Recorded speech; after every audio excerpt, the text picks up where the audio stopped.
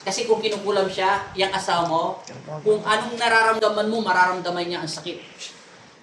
Eh kaso hindi ko nga siya pwedeng i-medium kasi nga, wala namang kulam.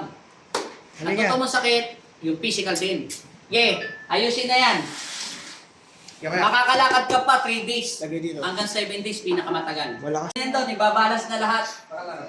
Hindi pa, mamaya po makakalakad yan. Ayusin pa naman yan. Wala pang power rato maulahan. 1, 2, 3. Gumam, bumigat ngayon. Gumam na, di ba? Dati 4 kami, ay 3 po. Narinig nyo po yan, ha? Gumana siya. 3 po ang nagbubuhat dyan, pero ngayon, 2 na lang, ibinabalibag na.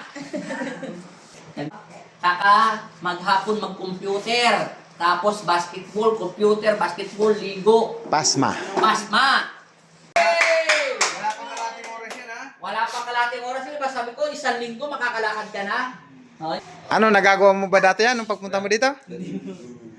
Nakakatayo na. Ano pinakaramdam? Nagpapabitaw ka agad. Yan.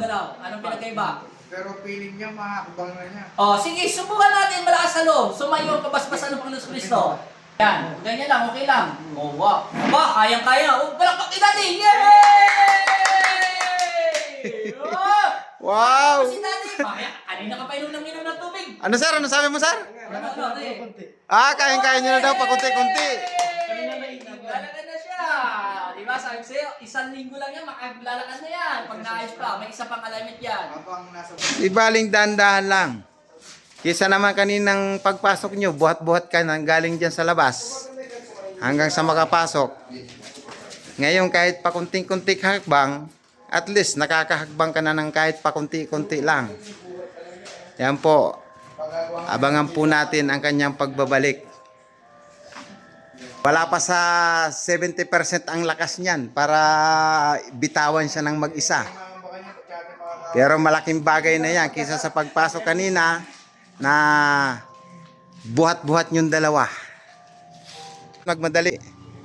Yan po. Huwag ka maniwala din sa pag sinabihan. Bali, kaya niya nang sumakay ng mag-isa. Yan. Yan o, nanginginig na yung tuhod niya o. Nagsisirculate na yung kanyang mga dugo. Dahil na alignment na po siya. Talang ka kaya ka rin. Thank you Lord. Yan. Bye-bye. Salamat. Okay, ingat kayo.